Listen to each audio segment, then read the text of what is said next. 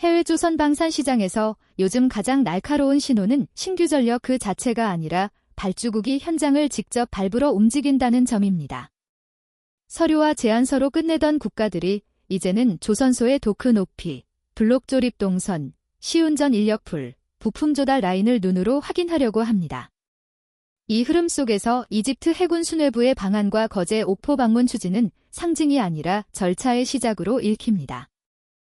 국내 보도에 따르면 이집트 해군 사령관 등 고위 관계자들이 내년 초 옥포에서 하나오션과 잠수함 도입 논의 및 시찰을 진행하는 일정이 거론됩니다.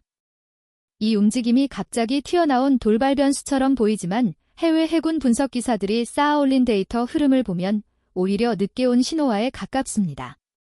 이집트가 바다에서 지금 겪는 압박은 전술 문제가 아니라 회계와 국가 운영의 문제로 번졌기 때문입니다. 홍해의 불안이 길어지면서 스웨즈 운하 수입이 2023년 102억 달러에서 2024년 40억 달러로 급감했고 통과 선박도 2023년 26,400척에서 2024년 13,200척으로 줄었다는 수치가 공식 채널에서 확인됩니다. 이집트 입장에서 해상 통제는 체면의 영역이 아니라 외화와 재정 곧 국가 생존의 라인입니다. 그 라인을 지키는 힘이 흔들리면 바다를 바라보는 시선이 수상함 중심에서 수중 전력 중심으로 이동합니다. 여기서 잠수함은 과시용 장비가 아니라 비용 대비 억제 효과가 큰 도구로 다시 계산됩니다. 해군이 넓은 해역을 한꺼번에 덮으려면 함정수를 늘려야 하지만 현실은 예산과 인력의 한계가 먼저 걸립니다. 잠수함은 같은 예산에서 상대에게 더 큰 불확실성을 던지는 방식으로 균형을 바꿉니다. 이집트가 전통적으로 수상함 전력은 화려하게 꾸려왔는데도 수중 전력에서 늘 아쉬움이 반복된 이유가 여기에 있습니다. 현재 이집트의 실질적 주력 잠수함은 독일 TKMS의 타입 09, 1400 모드 4척으로 정리됩니다. 이 4척은 2021년 2척, 2014년 2척 추가 계약 흐름으로 이어졌고 마지막 네버남 인도는 2021년까지 이어졌다는 기록이 업계 기사와 해군 전문 매체에서 확인됩니다. 그런데 문제는 숫자보다도 작전 프로파일입니다. 209급은 정교하고 신뢰도 높은 플랫폼이지만 AIP가 없는 구성이라면 장시간 은밀 작전에서 선택지가 줄어듭니다. 이집트가 지중해와 홍해를 동시에 보면서 필요하면 아덴만까지 존재감을 펼쳐야 한다고 판단하는 순간 요구 성능의 축이 달라집니다. 단순한 연안 방어가 아니라 장거리 지속 작전, 정보 수집, 원의 억제까지 묶이는 순간 1,400톤급이 아니라 3,000톤급으로 시야가 올라갑니다. 그리고 이 지점에서 한국이 들어옵니다. 한국의 3,000톤급 잠수함 프로그램은 이제 개념이 아니라 실험과 양산 체계로 증명되는 단계에 들어왔고 개량형인 배치이는 리튬이온 전지와 AIP 결합 그리고 수직 발사관 확대 같은 방향으로 진화가 공개돼 왔습니다. 해외에서 한국 잠수함을 바라보는 핵심은 성능 하나가 아닙니다. 일정과 생산 리듬, 그리고 국산화 기반의 지속 지원이 같이 묶여 있다는 점입니다. KSS 세배 지원 기준으로 국내 조달 비중이 76% 수준이라는 설명은 단순 자부심이 아니라 전시와 제재, 공급망 흔들림 속에서 유지보수 가용성을 좌우하는 숫자입니다. 여기에 이집트가 특히 민감하게 보는 변수가 기술 이전입니다. 유럽 조선 방사능 성능은 강하지만 이전 범위와 운용, 소프트웨어 접근성, 후속 군수 해결을 촘촘히 통제하는 문화가 강합니다. 반면 한국은 방산 수출에서 패키지와 현지화, 그리고 속도를 앞세워 시장을 뚫어왔습니다. 이집트가 K9 자주포에서 이미 현지 생산과 단계적 기술 이전 모델을 경험하는 중이라는 점은 해군 사업에서도 같은 언어로 협상이 가능하다는 신호로 작동합니다. 해상 불안으로 외화 수입이 줄어드는 상황에서 납기 지연 리스크가 큰 공급자보다는 생산 리듬이 읽히는 공급자를 찾게 됩니다. 넓은 작전 구역을 커버해야 하는데 현재 내척 체계로 상시 투입이 제한되면 추가 도입의 명분은 더 단단해집니다. 그리고 기술 이전을 통해 자국 조선 역량을 끌어올리려면 협상 테이블에서 조건을 더 유연하게 설계할 파트너가 필요합니다. 하지만 이 세 가지가 한 번에 맞물리는 국가가 많지 않습니다. 지금 이집트가 움직이는 방식은 그래서 매우 현실적입니다. 도크를 보러 오고 조립 라인을 확인하고 시운전 체계의 속도를 측정합니다. 그리고 그 판단은 보고서 한 장으로 끝나지 않습니다. 이집트 해군이 3,000톤급으로 시선을 올리는 순간 경쟁 구도는 프랑스와 독일, 스페인 같은 유럽 강자들과 한국의 시간 경쟁으로 재편됩니다. 유럽은 지금 자국 해군 수요와 영내 안보 불안으로 조선 슬롯이 빡빡해졌고 신형 잠수함은 계약 후 인도까지 긴 리드 타임이 일반적입니다. 반대로 한국은 KSS-3를 연속 건조 체계로 가져가면서 생산 리듬을 확보해왔고 최근에는 개량형 배치, 첫 탐진수까지 공개되며 체계가 끊기지 않는다는 신호를 시장에 던졌습니다. 이집트 입장에서 납기는 곧 자국의 생존과 직결되어 있습니다. 기존 타입 209, 1400 모두가 내척이라 해도 대정비 주기와 승조원 훈련, 작전 로테이션을 감안하면 상시 전개 가능한 수량은 제한됩니다. 게다가 이집트는 노후 로미오 계열을 단계적으로 정리해야 하는 압박도 함께 안고 있습니다. 이집트가 로미오급을 과거 8척 도입했고 그중 4척을 운영한다는 정리는 해군 전력 데이터에서 반복 확인됩니다. 그러면 결론은 간단해집니다. 수중 전력의 질적 상향과 양적 확대를 동시에 해야 하는데 같은 기간에 같은 돈으로 해결하려면 더 오래 숨어 있고 더 멀리 가며 더 빨리 인도되는 플랫폼이 유리합니다. 하나오션이 이집트에 제시할 모델로 장보고 세 배치 두 장형 실험이 거론되는 이유도 그 교차점에 놓여 있기 때문입니다. 그럼 왜 굳이 한국일까요? 일본은 리튬이온 잠수함 운용 선도국이지만 수출을 거의 하지 않습니다. 독일은 연료전지 AIP에서 강점이 있으나 수출에서는 통제 조건이 강하다는 평가가 뒤따릅니다. 프랑스는 설계와 통합 역량이 강하지만 글로벌 슬롯과 비용이 부담이 되는 순간 발주국이 주저합니다.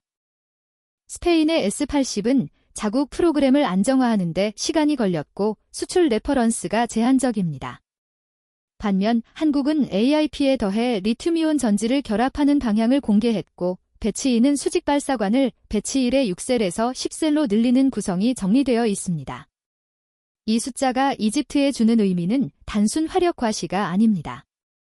수직 발사관은 억제의 문법을 바꿉니다.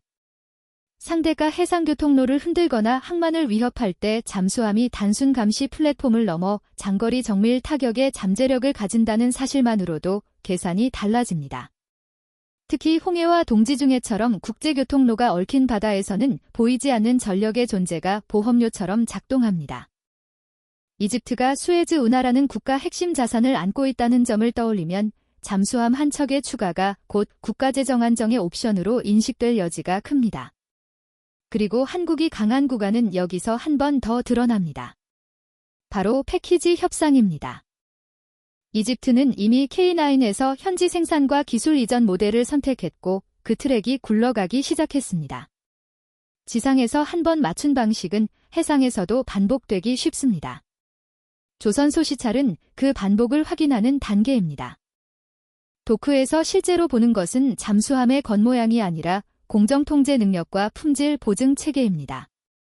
선체 블록의 용접 품질, 방음 타일 적용 방식, 시운전 일정표, 부품 공급망의 국산화 수준, 인수인계 매뉴얼의 성숙도 같은 것들이 보고서의 숫자로 바뀝니다. 이 숫자들이 유럽보다 좋게 찍히는 순간 이집트의 선택은 감탄이 아니라 계약으로 굳어집니다. 결론적으로 이집트가 한국을 굳이 찾는 이유는 한 가지가 아니라 동시 충족입니다. 운하 수입 급감으로 비용 효율과 납기가 더 중요해졌고 작전 범위 확대로 3,000톤급 지속 작전 능력이 필요해졌으며 자국 조선 역량을 끌어올리려면 기술 이전 설계가 가능한 파트너가 필요해졌습니다. 그리고 이 세 축이 한 줄로 만나는 지점에 한국의 장보고 세배치2가 서 있습니다. 그래서 이번 방한과 옥포 방문 추진은 이벤트가 아니라 이집트 해군의 계산이 다음 단계로 넘어갔다는 신호로 보는 게 맞습니다. 지금부터는 누가 더 멋진 스펙을 말하느냐가 아니라 누가 더 확실한 일정과 더 현실적인 현지화 조건을 써 내려가느냐의 싸움입니다. 그리고 그 싸움에서 한국은 이미 실험과 생산체계라는 가장 강한 카드로 테이블에 앉아 있습니다.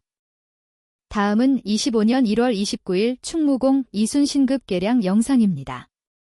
다시 시작된 한국의 구축함 전력 강화 그러나 이번에도 한국의 발목을 잡는 존재는 중국입니다. 최근 한국은 그 어떤 나라보다도 신형 구축함 전력에 많은 노력을 기울이고 있습니다. 이미 선도함의 해군 인도가 완료된 정조대왕급 구축함은 세계 최강의 미국조차도 극찬을 아끼지 않을 정도로 막강한 성능을 보유하였는데요. 그런데 한국의 전력 강화를 가만히 지켜볼 리 없는 중국이 또 한국을 공격하기 시작했습니다. 한국의 새로운 구축함 성능 개량을 두고 이빨을 드러내고 있는 중국은 과거 사드로 인한 경제 보복 사례처럼 정치, 외교, 경제 분야에서 한국에 대한 전방위 압박을 시도하고 있습니다. 하지만 우리 대한민국은 더 이상 과거의 전력이 아닌데요. 과거 한국은 군사적으로나 정치, 외교적으로 국제사회에서 입지가 불안정했고 이로 인해 주변국들의 압박에 많은 피해를 입어야 했습니다. 하지만 지금의 한국은 명실상부 세계 5위의 군사강국이자 제20 선진국으로서 중국의 압박을 무시하고 자체적인 전력 강화에 집중할 수 있는 힘과 실력을 바치고 있는데요. 그래서 준비했습니다. 오늘은 충무공 이순신급 구축함의 성능 개량이 불러올 한국 해군의 전략적 강점에 대해 알려드리겠습니다. 만재 배수량 1만 600톤의 세종대왕급 구축함과 만재 배수량 1만 2천 톤의 정조대왕급 구축함이 전력화되면서 한국은 명실상부 대양해군으로의 면모를 착실히 갖춰나가고 있습니다. 곧이어 탄생할 KDDX까지 포함하여 18척의 구축함을 편지한 기동함대 사령부의 창설은 한국 해군의 강력함을 보여주는 상징적인 부대가 될 것인데요. 그런데 이러한 한국 해군의 전력에는 충무공 이순신급 구축함이 자리하고 있습니다. 충무공 이순신급 구축함은 2000년대 초반부터 전력화가 진행된 만재 배수량 5,500톤의 구축함으로 최신형 기술을 탑재한 정조대왕급 구축함에는 한참 못 미치는 것처럼 보일 수 있지만 한국 해군이 대양해군으로 첫 발을 내디딘 시작점이었다는 점에서 나름의 의의를 가진 함정입니다. 일례로 충무공 이순신급 구축함은 2009년부터 소말리아 해역으로 파병되는 소말리아 해역 포송전대의 주력으로 활약하고 있는 군함입니다. 청해부대는 3호 주얼리호를 구출한 아덴만 여명작전을 비롯하여 한진 텐진호 구출작전, 리비아 교민 철수작전, 프라미스 작전 등에 참여하여 우리 국민들의 생명과 국제사회의 안보를 수호하는 임무를 수행하고 있는데 충무공 이순신급 구축함이 이러한 부대의 주력 함정으로 작전에 투입된다는 건 그만큼 우리 대한민국의 해외 임무에 있어 매우 중요한 전력이라는 것을 의미합니다. 비록 더 큰 배수량의 후속 구축함들이 연이어 전력화되고 있지만 여전히 충무공 이순신급 구축함은 한국 해군에게 없어선 안 될 존재인데요. 이러한 충무공 이순신급 구축함이 또 한 번의 성능 개량에 착수할 예정입니다. 이번 성능 개량은 기존에 노후화되어 있던 외산 시스템을 국산 시스템으로 변경함으로써 최신 장비를 활용하여 작전 수행 능력을 대폭 향상시킬 예정이며 특히 과거부터 노후화 문제로 시스템 다운이 잦았던 전투체계가 대폭 개선될 계획입니다. 충무공 이순신급 구축함의 전략적 중요성에는 SM-1을 활용한 방공 임무가 있는데 적의 미사일을 빠르게 추적하고 요격해야 하는 작전 상황에서 전투체계가 이를 따라가지 못하면 원활한 임무가 어렵습니다. 따라서 한국은 충무공 이순신급 구축함의 센서와 무장체계 등을 담당하는 전투체계를 최신형 국산체계로 변경하여 표적 처리 능력과 정보 처리 속도 등을 한층 더 신속하게 개선할 방침이며 이러한 성능 개량은 적성국의 미사일 위협에 안정적으로 대응할 수 있는 전술적 역량을 한 단계 더 발전시켜 줄 것입니다. 또한 기존의 외산 시스템과 달리 국산 시스템으로 전투체계를 개선하게 되면 다른 전투함정이나 지휘소 등과 체계 통합이 쉬워지기 때문에 불필요한 체계 통합 소요를 줄이고 유기적인 작전이 가능하다는 장점도 얻을 수 있는데요. 다음으로 기존의 예인선 배열 음탐기가 울산급 배치 3인 충남급 호위함과 동일한 장비로 교체됩니다. 충무공 이순신급 구축함은 원래 SQR-220K를 탑재하여 적 잠수함을 추적하고 방어할 수 있도록 제작되어 있었습니다.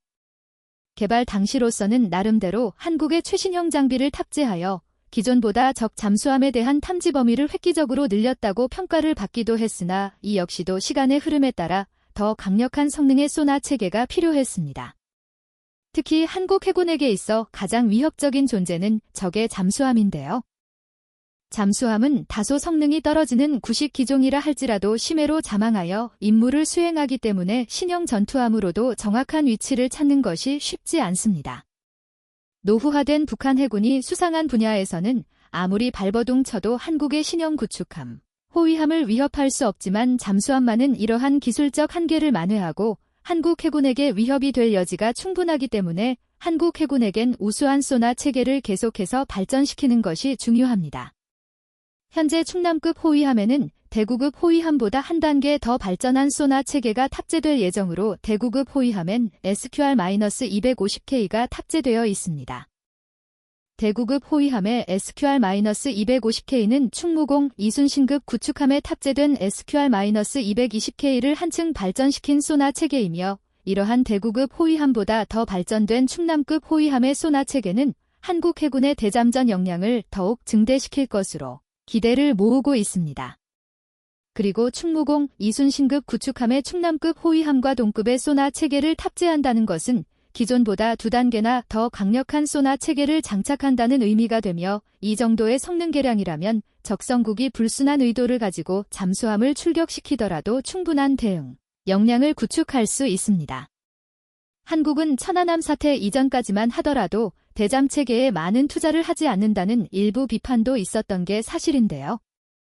하지만 적성국의 도발을 몸소 체감한 이후 같은 비극을 반복하지 말아야 한다는 한국 해군의 의지는 충무공 이순신급 구축함이 최신 소나 체계를 탑재하고 적성국의 도발을 저지하게 만들 것입니다.